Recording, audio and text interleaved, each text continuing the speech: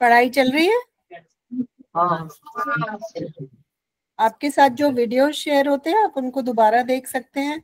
आपके साथ practice sheets भी शेयर होती हैं, आप उसमें अपने आंसर्स चेक कर सकते हैं, उसे देख के आप रिवाइज कर सकते हैं, है ना? चलो शाबाश। अब हम आज की पढ़ाई शुरू करते हैं। आज हम बेटा हम म्यूट कर लेंगे। Okay okay. हम शुरू करते हैं बुक रिव्यू। आज हम यूनिट 2 चैप्टर 5 पढ़ने वाले हैं। Swami book review Swami and friends by R K Narayan. तो आर के नारायण एक बहुत फेमस राइटर हैं जिन्होंने ये बुक लिखी है स्वामी एंड फ्रेंड्स। पहले हम ये समझ लेते हैं कि बुक रिव्यू क्या होता है, ठीक है? फिल्में कितने बच्चे देखने जाते हैं? फिल्में देखते हैं ना? तो फिल्मों का, हाँ हम सब देखते हैं फिल्में। तो फिल्मों की जब रिव्यू आती है तो उसमें 3 स्टार होता है, 2 स्टार होता है, 5 स्टार होता है, कि जितनी अच्छी फिल्म होगी इतने उसको स्टार्स मिलते हैं। और जब आप बाकी उसकी रिव्यू पढ़ते हैं तो उसमें आपको पता चलता है कि उसमें एक्टिंग अच्छी है, गाने अच्छे नहीं है लेकिन एक्शन अच्छा है।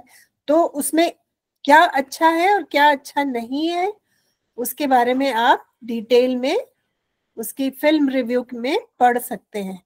जैसे हम फिल्म रिव्यू लिखते हैं ऐसे ही हम बुक रिव्यू लिखते हैं। पहले हम देख लेते हैं कि बुक रिव्यू में होता क्या क्या है, क्या क्या इंफॉर्मेशन होती है। बुक रिव्यू में सबसे पहले हम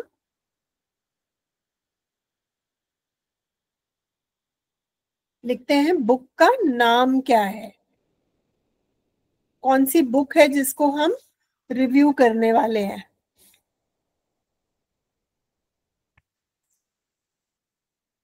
जो बुक है हम जिसको रिव्यू करने वाले हैं पहले उसका हम नाम लिखते हैं और उसका राइटर का नाम लिखते हैं। फिर हम लिखते हैं वो किस तरह की किताब है, थ्रिलर है, एडवेंचर है, बायोग्राफी है, शॉर्ट स्टोरी है, तो वो किस जॉनर में पढ़ती है, वो किस तरह की किताब है।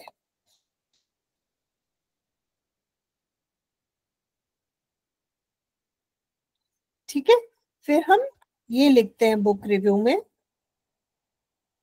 उसका राइटर कौन है उसके बारे में लिखते हैं, उसकी कहानी क्या है वो लिखते हैं, और उसके उस बुक में क्या अच्छा है, भाषा अच्छी है, पढ़ते वक्त रखने का मन नहीं करता, लगता है पूरी किताब खत्म कर दो, या पढ़ने में बोरिंग है। ये देख रहे हैं आप स्टार, 1 स्टार पुअर होता है, 2 स्टार है कि ठीक है कुछ खास नहीं है, 3 स्टार अच्छी है, 4 स्टार बहुत अच्छी है, और 5 स्टार है कि आप सबको पढ़नी चाहिए, बहुत ही एक्सेप्शनल, गजब की, बहुत ही बढ़िया किताब है।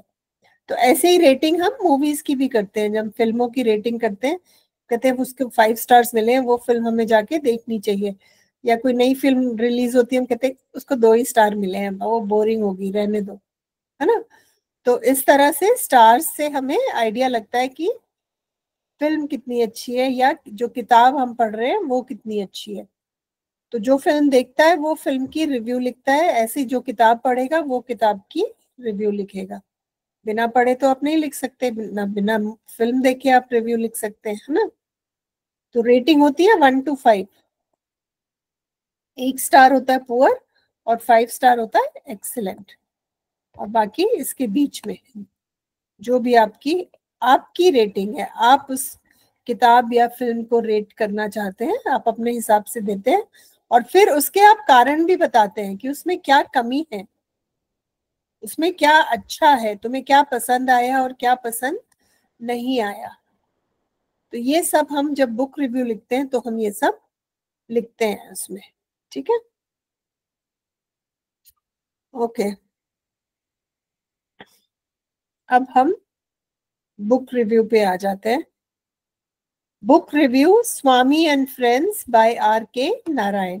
तो आर के नारायण राइटर है, किताब का नाम स्वामी एंड फ्रेंड्स है, और ये उसकी बुक रिव्यू लिखी है। A bit about the book. Anything I mention about the book can be mistakenly understood as spoilers, so I would rather glance into the book without mentioning any events or plots of the story. कहते हैं अगर मैं किताब के बारे में कुछ लिखूंगा तो मैं आपको कहानी बता दूंगा, और कहानी बता दूंगा तो फिर आपको उसे पढ़ने में मजा नहीं आएगा, तो इसलिए मैं किताब से कुछ ऐसा नहीं बताऊंगा जिससे आपको कहानी का पता लग जाए।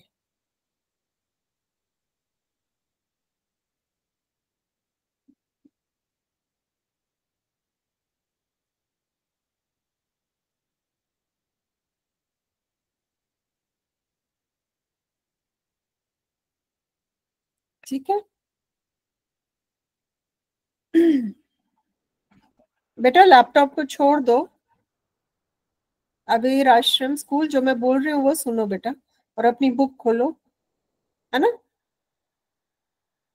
उससे वही मिलेगा जो आप सुनोगे। ये स्वामी और उसके फ्रेंड्स की कहानी है। स्वामी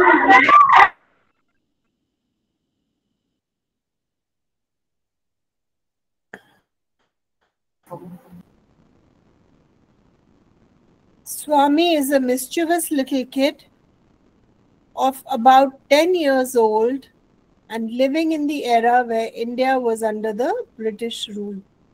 तो ये एक बच्चे 10 साल के बच्चे की कहानी है जिसका नाम स्वामी है, और ये उन दिनों की कहानी है जब हम अंग्रेजों के राज के तले थे, हम आजाद नहीं हुए थे।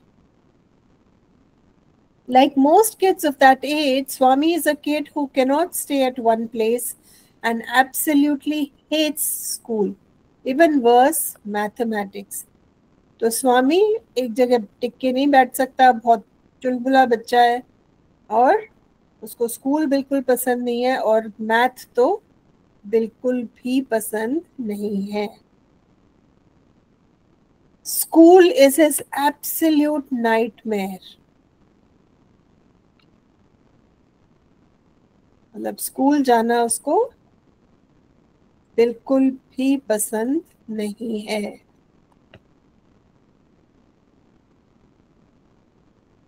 ठीक है। Anyway, the story unfolds around the happenings of this kid and how he constantly gets into trouble and gets a good beating from his father. तो इस बच्चे की कहानी है, इसकी जिंदगी में क्या क्या होता है और वो किस तरह की परेशानियों में फंसता है, और फिर उसके पिताजी खूब पिटाई करते हैं, धुनाई करते हैं, क्योंकि वो कुछ कुछ शरारतें करता रहता है, प्रॉब्लम्स में फंसता रहता है, और फिर उसको उसके पापा से सजा मिलती है। Swami is a talkative little child and thinks that's his way of facing life, talking himself out of everything. स्वामी को बात करने का बहुत शौक है और उसको लगता है कि वो अपनी बातों से किसी भी समस्या से बाहर निकाल सकता है खुद को। But he does learn the truth the harsh way. लेकिन उसको बहुत जल्दी ये सीख मिलती है कि बातों से तुम हर समस्या से बाहर नहीं आ सकते।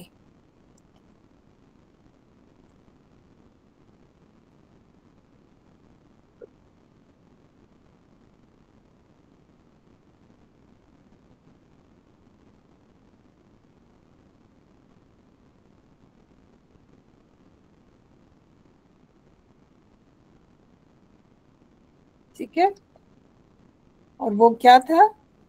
As many teens back then, all he wants to do is play under the sun, kick something, climb a tree, break something and harass somebody. तो वो सिर्फ उसको यही चीजों का शौक था कि मैं पेड़ पे चढ़ जाऊं, मैं धूप में खूब खेलूं, और खूब ये तोड़ा ये फोड़ा और किसी को परेशान किया, और ऐसे ही अपना वो सारा टाइम निकाल देता था। This in fact was, and in most parts of India still is, the life of a typical boy growing up. तो कहते हैं सब बढ़ते बच्चे पहले ऐसे ही होते थे जब टेक्नोलॉजी नहीं आई थी. Technology isn't big in a kid's life. All they want is to play havoc. तो बच्चों को सिर्फ लगता है कि हम कूदे फांदे शरारते करें और उसमें बिजी रहे. उस समय वो टेक्नोलॉजी में बहुत ज्यादा इंटरेस्टेड नहीं थे. ये आज के बच्चों के जैसे नहीं था स्वामी. In what ways is Swami a typical boy in his growing years? तो स्वामी किसी भी आम 10 साल के बच्चे की कैसा था? उसको खेलना पसंद था, उसको स्कूल पसंद नहीं था, और उसको ये होता है कि हमेशा छेड़खानी करते रहे, मस्ती करते रहे, खेल कूद में अपना सारा टाइम बिता दे. In this regard, Narayan gets deeply into the workings of Swami's 10-year-old mind, explaining exquisitely how he thinks and what his perspective of the world is. The reader does feel like Swami and gets very attached with the character as the story progresses. That's the magic of Narayan. तो are K Narayan ने स्वामी के दिमाग में जो भी विचार आते हैं, जो भी भावनाएं आती हैं, उनको इतने अच्छे से उन्होंने समझाया है कि जैसे जैसे हम किताब पढ़ते हैं हम स्वामी को समझने लगते हैं, और स्वामी से हमें पढ़ते पढ़ते बहुत उससे लगाव भी हो जाता है, क्योंकि हम उसे समझते हैं, हम उसकी भावनाएं समझते हैं, वो क्या सोच रहा है वो हम समझ सकते हैं.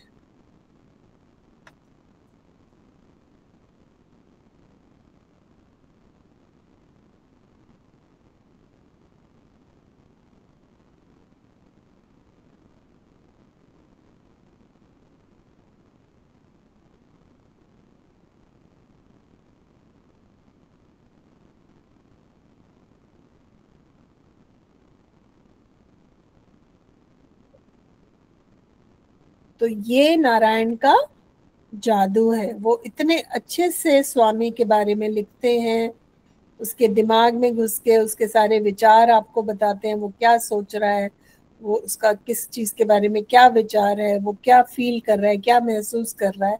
और धीरे धीरे पढ़ते पढ़ते जो रीडर है, जो पाठक है, वो स्वामी को समझने लगता है और स्वामी से उसको लगाव हो जाता है. Significance of the book.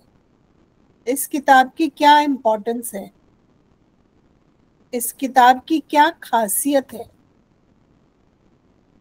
ये दूसरे किताबों से क्यों अलग है. ठीक है, इसका महत्व क्या है वो हम अब पढ़ते हैं. Swami and Friends by R.K. Narayan is not merely an interesting read that could be enjoyed from top to bottom, but the work attributes a lot of literary values, even if it is a teen book. तो हमें पढ़ के लगता है कि ये कहानी की किताब है, कहानी की किताब है, लेकिन उसके अलावा भी उसमें बहुत सारी खूबियां हैं.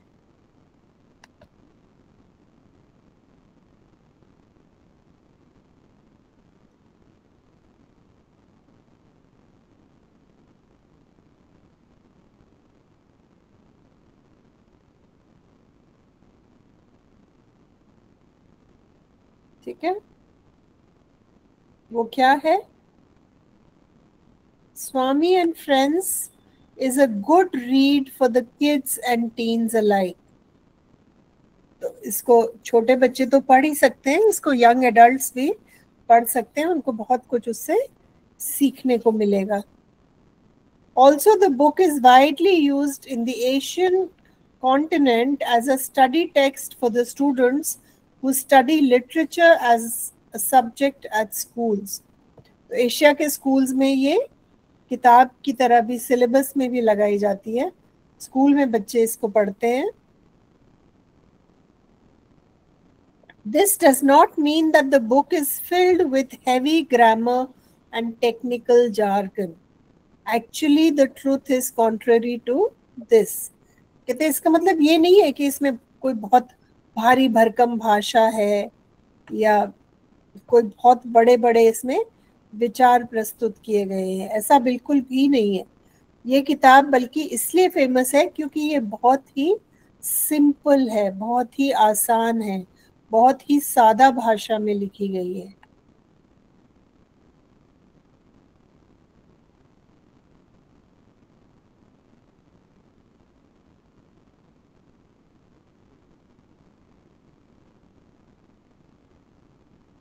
Okay. Swami and Friends is written in such simple English. It is hard to imagine that it is a work of such a literary genius like R.K. Narayan. Swami and friends की भाषा इतनी सादा है, इतनी simple है, इतनी आसान है कि पढ़ के लगता ही नहीं कि आर.के. नारायण जैसे किसी लिटरेरी जीनियस ने ये कहानी लिखी है। The English used in the book is both plain and simple, without any troubling words for the kids. Also, the use of simple and short sentences adds to the simplicity of the book. इस किताब में बहुत छोटे sentences हैं, बहुत सादा शब्द हैं, ऐसा कोई भी शब्द नहीं है उसमें जो बच्चों को पढ़कर मुश्किल लगे और उनको समझने में प्रॉब्लम हो। बहुत ही सिंपल भाषा है, बहुत ही सादा भाषा है, कोई भारी भरकम शब्द उसमें इस्तेमाल नहीं करे गए हैं और जो विचार हैं वो भी बहुत ही सिंपल और बच्चों वाले हैं। It is mentioned in the description that the book is about a mischievous 10-year-old Indian boy, and some parents may be concerned about the influence this will have on their already mischievous children. कहते हैं इसमें किताब ये 10 साल के एक बहुत शरारती बच्चे की कहानी है और हो सकता है कुछ माँ बाप को ये ऑब्जेक्शन हो कि इसे पढ़कर हमारे बच्चे पहले ही शरारती हैं, वो और भी शरारती हो जाएंगे। But the book is as such that it encompasses the mischief of the kids in a view of the kid which is harmless and pure in his perspective. लेकिन क्योंकि ये कहानी एक बच्चे के नजरिए से लिखी गई है तो उसमें बहुत ही सिंपल, साफ, सादा दिल से उसमें कोई भी नेगेटिविटी नहीं है। बच्चों की स्वामी की मासूमियत इस कहानी में झलकती है।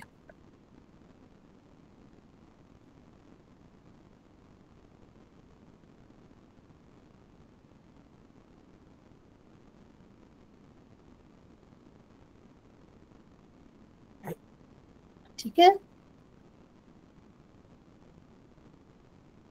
Also, amidst all the mischief and naughtiness, we actually find that Swami is a loving and tender kid who's actually very sensitive. It is also a known fact that mischievous kids are the most sensitive and loving people of all. तो स्वामी शरारती है लेकिन बहुत ही प्यारा और मासूम बच्चा है। And R.K. Narayan does a great job conveying that to all of us. और R.K. नारायण ने कहानी इतने अच्छे से लिखी है कि हम सबको स्वामी की इन खूबियों का आभास हो जाता है। ये R.K. नारायण है।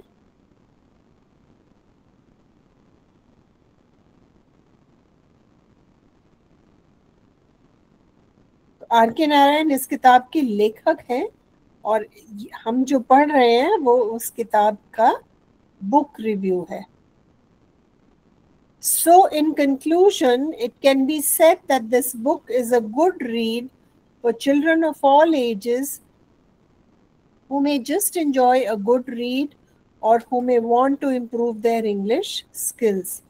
तो कहते हैं कोई भी बच्चा इस किताब को उठाकर पढ़ सकता है। उसको अगर अपनी भाषा इम्प्रूव करनी है, अपनी इंग्लिश अच्छी करनी है, या एक अच्छी किताब पढ़नी है, अच्छी कहानी पढ़नी है, वो दोनों तरह के बच्चे इस किताब को पढ़ सकते हैं।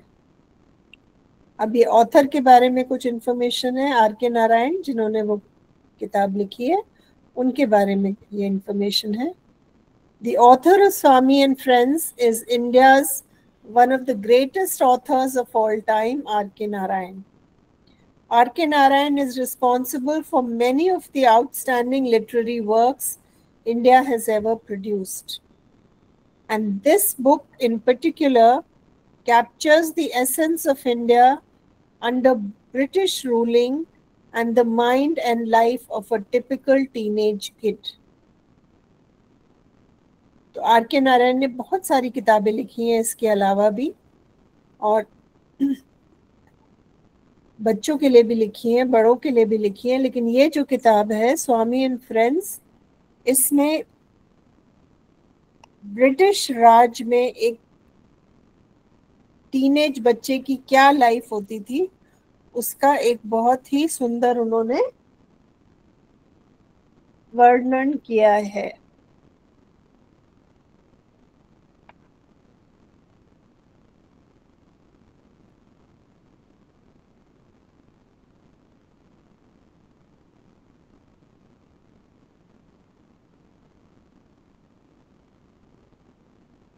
ओके।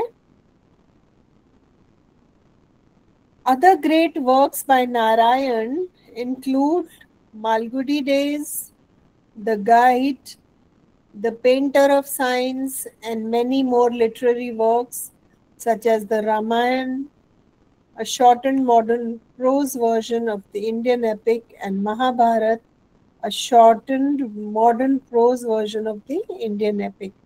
तो उन्होंने महाभारत का एक छोटा वर्जन लिखा है इंग्लिश में, रामायण का एक छोटा वर्जन लिखा है इंग्लिश में, और अपनी बुक्स भी लिखी है। मालगुडी डेज, द गाइड जो फिल्म है गाइड, वो इस नॉवल पे ही बनी है। और मालगुडी डेज एक बहुत पहले एक सीरियल आता था, वो आर के नारायण की जो पुस्तक है मालगुडी डेज, उसी के ऊपर वो बेस्ड है। The painter of science and many more literary works. तो उन्होंने बहुत सारी किताबें लिखी हैं, उसमें से ये कुछ नाम है। चलो अब हम अपनी कॉपी खोलेंगे और ये हम कॉपी में करेंगे। चैप्टर 2.2 निकालो अपनी बुक में, जो स्टोरी थी the boy who broke the bank, उस कहानी का हम रिव्यू लिखेंगे। और रिव्यू का ये फॉर्मेट होगा, सबसे पहले आप स्टोरी का नाम और राइटर का नाम लिखेंगे। स्टोरी का नाम है the boy who broke the bank, writer का नाम है रस्किन बॉन्ड। अपनी किताबें खोलिए, लिखना शुरू करिए।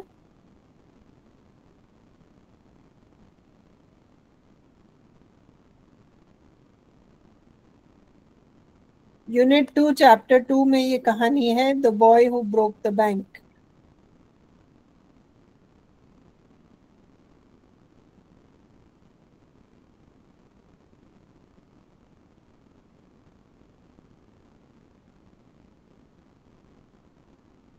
हमने अभी बुक रिव्यू पढ़ा है, उस तरीके से हमें भी अपना बुक रिव्यू लिखना है इस कहानी के बारे में, इस बुक के बारे में, the boy who broke the bank.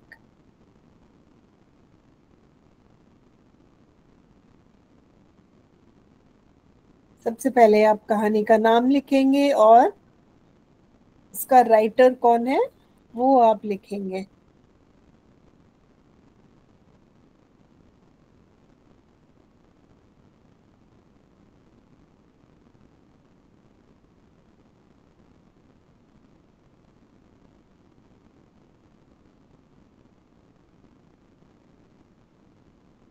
और वो किस तरह की कहानी है, type of story,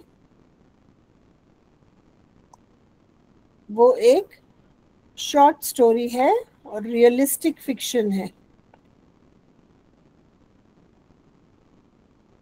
realistic fiction वो कहानियां होती हैं जिनको पढ़कर हमें लगता है कि वो सच हो सकती हैं, लेकिन वो सच नहीं होती। राइटर अपनी इमेजिनेशन से लिखता है।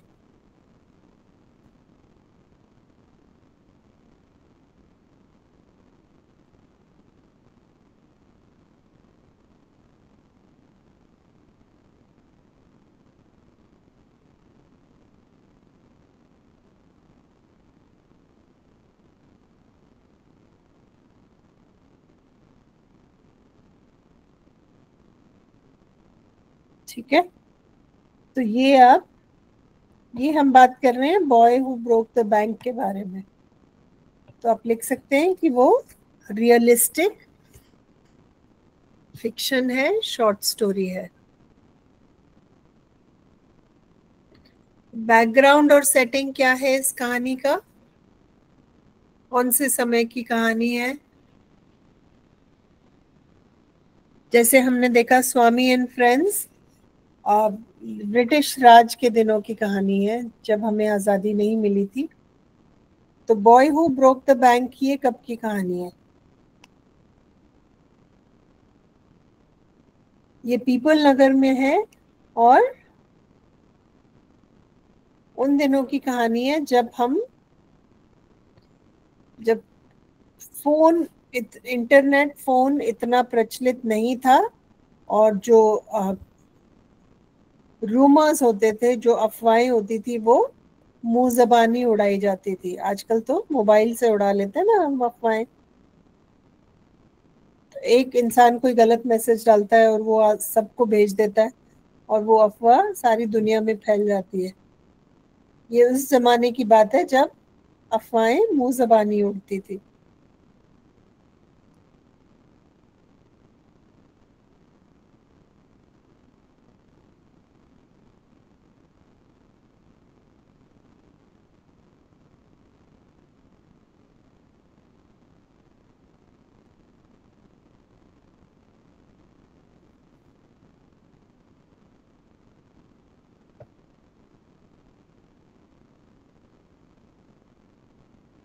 ठीक है, तो ये हम बैकग्राउंड और सेटिंग है।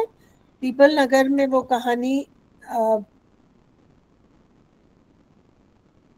हमारा सेटिंग पीपल नगर में है, और उन दिनों की कहानी है जब इंटरनेट बहुत प्रचलित नहीं था और अफवाह मुंह जबानी उड़ती थी। मेन कैरेक्टर्स कौन है कहानी में?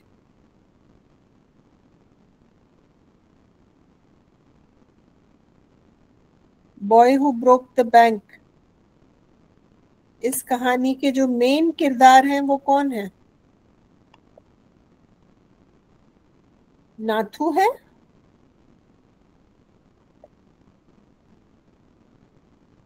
जो पुअर स्वीपर बॉय है, जिसको उसकी तनख्वाह नहीं मिलती और वो परेशान हो जाता है।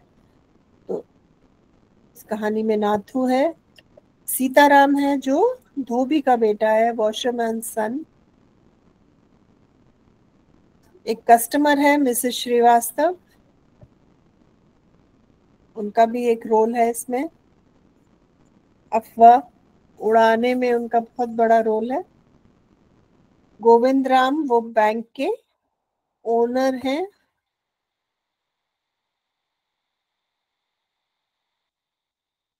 और बैंक मैनेजर हैं।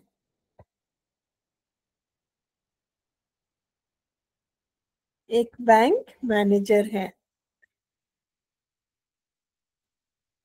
तो ये हो गए हमारे मेन कैरेक्टर्स। तो अभी तक हमने स्टोरी का नाम और उसका राइटर लिख लिया है, किस तरह की कहानी है हमने वो लिख लिया है, ये कहानी कहाँ पे हो रही है, कौन से समय में और कौन सी जगह में हो रही है, हमने वो भी लिख दिया है।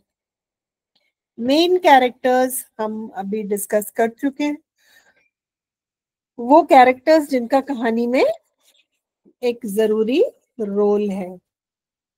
ठीक है, प्रॉब्लम फेस्ड, कहानी में प्रॉब्लम क्या आती है?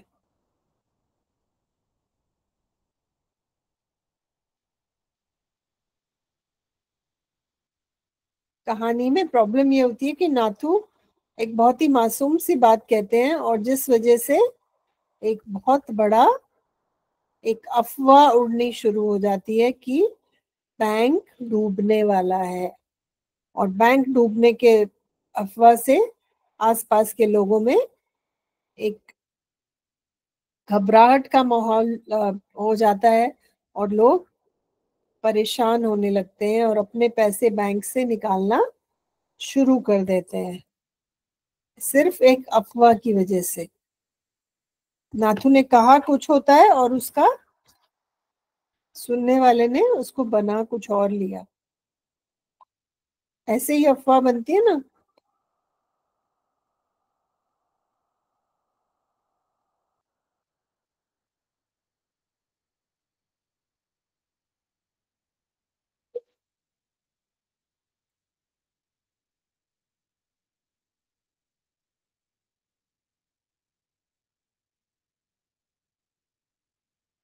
ठीक है, ओके। लैंग्वेज यूज्ड, कहानी की भाषा किस तरह की है? आसान है, मुश्किल है, बच्चों वाली है, पढ़ने में भारी भरकम है, या बहुत ही आसान भाषा है और आप उसको हंसते खेलते पढ़ सकते हैं और समझ सकते हैं। तो जैसे स्वामी एंड फ्रेंड्स के बारे में लिखा गया था, boy who broke the bank की भाषा भी बहुत ही सिंपल है, सादा है और फनी है, हंसाने वाली है।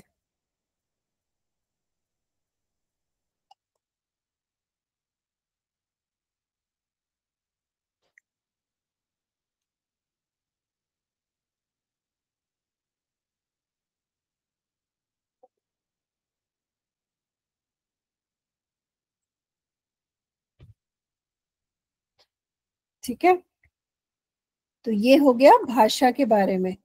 तो जो कहानी है उसकी भाषा कैसी है। फिर आगे आप लिखेंगे what did you like about this story, आपको कहानी में क्या अच्छा लगा। ये boy who broke the bank की बात हो रही है क्योंकि आप इस कहानी का बुक रिव्यू लिख रहे हैं। इसमें आपको क्या अच्छा लगा आप यहाँ पर लिख सकते हैं। आपको भाषा अच्छी लगी, आपको कैरेक्टर्स अच्छे लगे, आपको पढ़ने में आपको आप एंटरटेन हुए, एंटरटेनिंग थी, एंगेजिंग थी।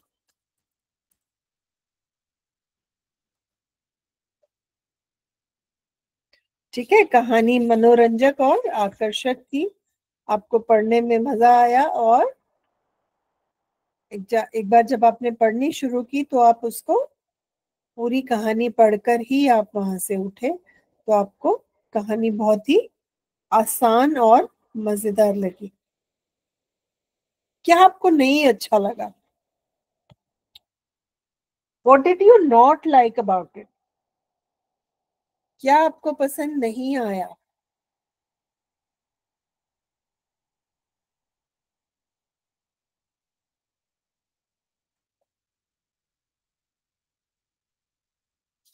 पहले हम ये देख लेते हैं कि हमें क्या पसंद आया। Let us see what you liked about the story, क्या आपको पसंद आया।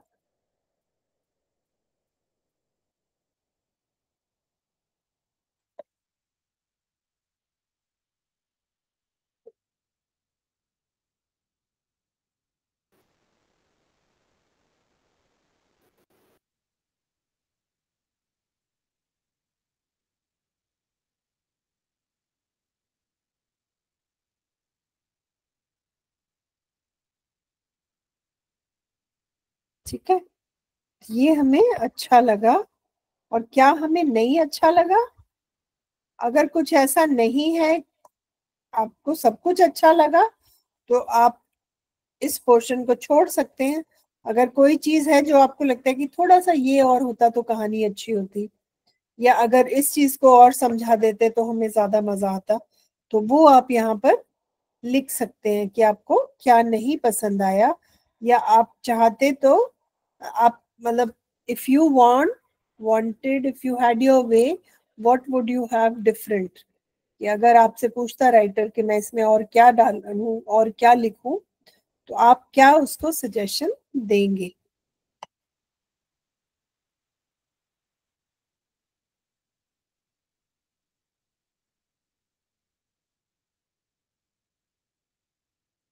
ठीक है, तो ये दो सजेशन मैंने डाली है कि कहानी बहुत अचानक खत्म हो जाती है, और हो सकता है वो अफवाह उड़ाने का कुछ और भी कोई सजा होती या कोई और दिक्कत होती तो वो और थोड़ा सा मजेदार कहानी हो सकती थी। Your general opinion of the story. अब फिर इसमें आप इसको स्टार रेटिंग देंगे ना, 1 स्टार, 2 स्टार, 3 स्टार, 4 स्टार, कितने स्टार्स की आप रेटिंग देंगे। ये देखो, ये कहानी 1 स्टार है, पुअर है, ठीक ठीक है, 3 स्टार अच्छी है, 4 स्टार बहुत अच्छी है, और 5 स्टार बहुत ही गजब की कहानी है, आपको बहुत पसंद आई, और आप सबको कहेंगे कि वो कहानी आपको एक बार जरूर देखनी सुननी चाहिए, पढ़नी चाहिए, है ना। जैसे हम फिल्मों के लिए कहते हैं कि बहुत अच्छी फिल्म है, ये जरूर देखनी चाहिए एक बार, उस तरह से 5 स्टार इज एक्सीलेंट, कि ये किताब जरूर पढ़नी चाहिए, बहुत ही गजब की किताब है। ठीक है, तो ये हमने एक बुक रिव्यू हमने पढ़ा है, और एक बुक रिव्यू हमने साथ में लिखा है। ठीक है, तो आपका जनरल ओपिनियन कहानी को लेके क्या है, आप उसको स्टार रेटिंग देंगे, और फिर एक लाइन में आप उसको समझाएंगे।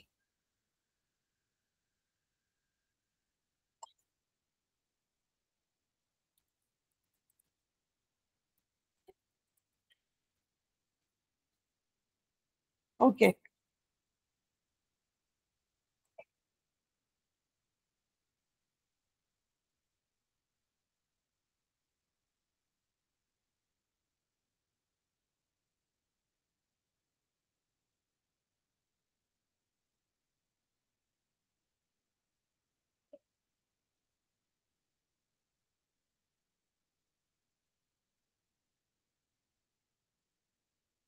ठीक है, तो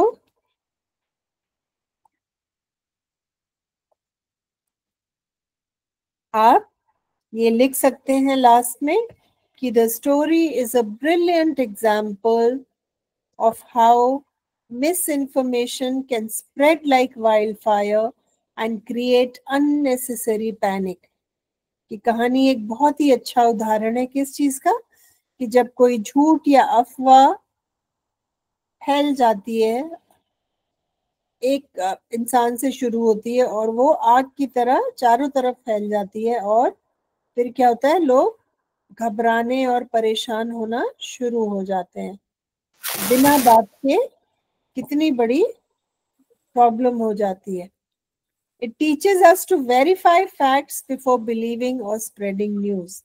तो कहते हैं कि हमें दो चीजें करनी चाहिए जब हम कुछ सुनते हैं, तो पहले तो हमें चेक करना चाहिए कि वो बात सच है या नहीं, और फिर उसके बाद हमें किसी को बताने से पहले हमें 4 बार सोचना चाहिए। अगर हमें पक्का नहीं पता है कि वो बात सच है, तो हमें वो किसी से नहीं कहनी चाहिए। ठीक है, तो उसमें हंसी मजाक में एक बहुत बड़ी सीख हमें मिलती है। ठीक है, तो हमने क्या किया अभी, boy who broke the bank की हमने बुक रिव्यू लिखा है। ये स्टेप्स हैं जिससे हमने लिखा है।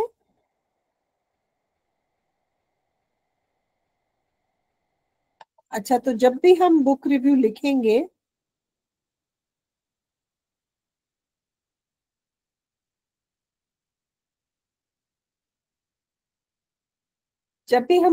लिखेंगे उसके कुछ स्टेप्स होते हैं, वो हमेशा हम ध्यान में रखेंगे। बहुत ही सिंपल सा टेम्पलेट है जो हमने यहाँ पे फॉलो किया है। ये जो स्टेप्स हैं, ये सारे स्टेप्स बुक रिव्यू लिखने में जाते हैं। इनके लिए कुछ मैंने सेंटेंस स्टार्टर्स आपके लिए तैयार किए हैं। जैसे ये तो क्वेश्चंस हैं, बुक का नाम क्या है, राइटर का नाम क्या है, राइटर में कौन कौन से क्या कैरेक्टर है, कहानी में क्या होता है, और तुम्हें क्या पसंद आया और क्यों, और क्या पसंद नहीं आया और क्यों। ठीक है। और ये सेंटेंसेस हैं, सेंटेंस फ्रेम्स हैं, जिसको फिल करके आप अपना बुक रिव्यू लिख सकते हैं। कि जिस बुक को आप रिव्यू कर रहे हैं, द बुक्स नेम इज, जैसे हमने किया, the boy who broke the bank, it is written by Ruskin Bond. आपकी किताब जिस भी राइटर ने लिखी है, आप उसका नाम यहाँ पर लिख सकते हैं। द मेन कैरेक्टर्स आर, इस कहानी में नाथू और बैंक मैनेजर और ये सब मेन कैरेक्टर्स थे। जिस किताब का आप रिव्यू लिख रहे हैं उसमें जो भी मेन कैरेक्टर्स हैं, मेन किरदार हैं, उनके नाम आप यहाँ पर लिख सकते हैं। ठीक है। द स्टोरी इज अबाउट, कहानी किस चीज के बारे में है, तो बहुत संक्षिप्त में आप उसकी कहानी दे सकते हैं। पूरी कहानी पूरी डिटेल बताने के बजाय जो उसकी खास खास चीजें हैं वो एक पैराग्राफ में 3-4 लाइन में आप लिख सकते हैं जब आप बुक रिव्यू लिख रहे हैं। उसके बाद फिर आप लिखेंगे माय फेवरेट पार्ट इज, कि मेरा जो जो कहानी में मुझे सबसे ज्यादा जो चीज पसंद आई, वो आप यहाँ पर लिख सकते हैं। कि मुझे वो सीन बहुत अच्छा लगा जब आ, जब नाथू ने अपनी परेशानी धोबी के बेटे से शेयर की, या जो भी सीन आपको पसंद आया, कोई भाषा पसंद आई या कहानी का कोई पर्टिकुलर पार्ट पसंद आया, कोई हिस्सा पसंद आया, वो उसके बारे में आप लिख सकते हैं। और क्या आपको पसंद नहीं आया,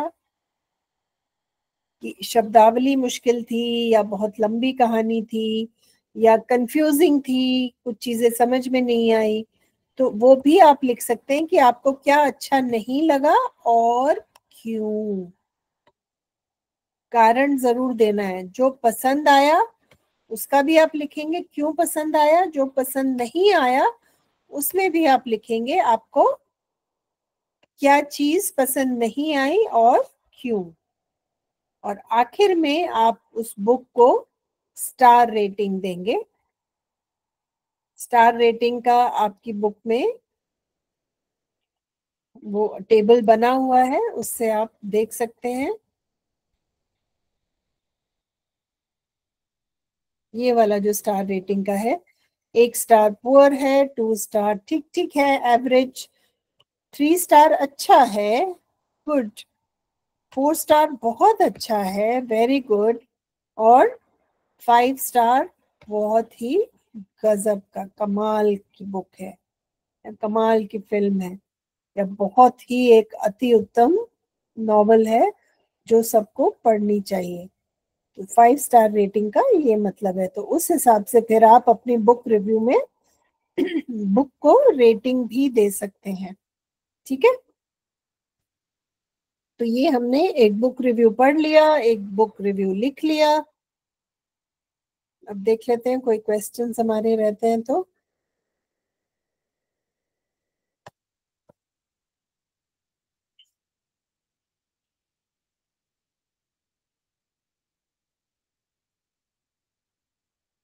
ये टेबल आप कर सकते हैं फॉर होमवर्क। एक आपको बुक रिव्यू लिखना है और एक आप ये टेबल कर सकते हैं। इससे क्या होगा, आपकी जो शब्दावली है वो बढ़ेगी। ठीक है। यहाँ पे आप शब्द लिखिए, यहाँ पे शब्द का अर्थ लिखिए, यहाँ पर एक सिनोनिम और एंटोनिम। सिनोनिम एंटोनिम क्या होते हैं? समानार्थी शब्द और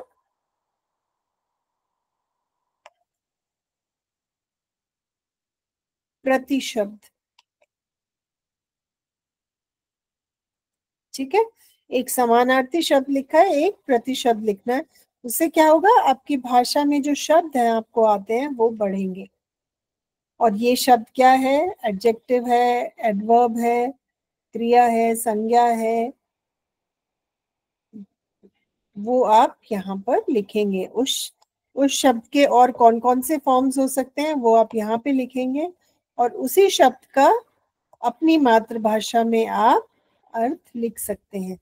जिसे लिखा है शरारती हिंदी में और खोडकर मराठी में। ठीक है, ऐसे आप अपने शब्द निकाल सकते हैं, आप किताब से शब्द देख सकते हैं, वो आपकी मर्जी है। ठीक है, कुछ मैं एग्जांपल्स आपके साथ शेयर कर देती हूँ।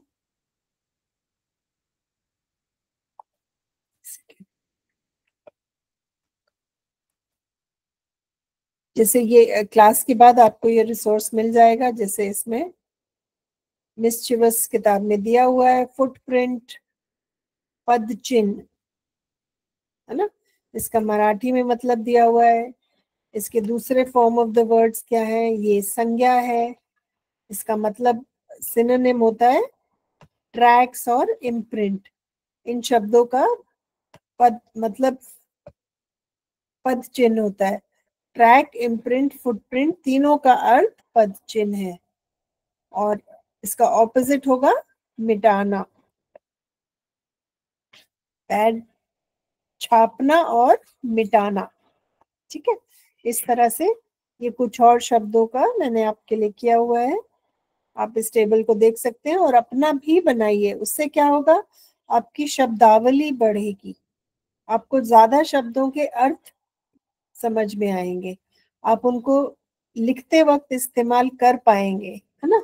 और उसको अपनी मातृभाषा में जरूर लिखिए, उससे आपको याद रहने और समझने की ज्यादा चांस होगा।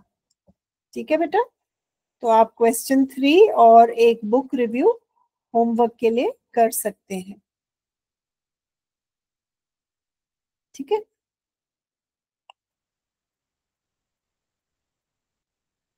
जो बाकी क्वेश्चंस हैं, जब आपको रिसोर्स मिलेगा उसमें उन सब के भी आंसर्स आपको मिल जाएंगे।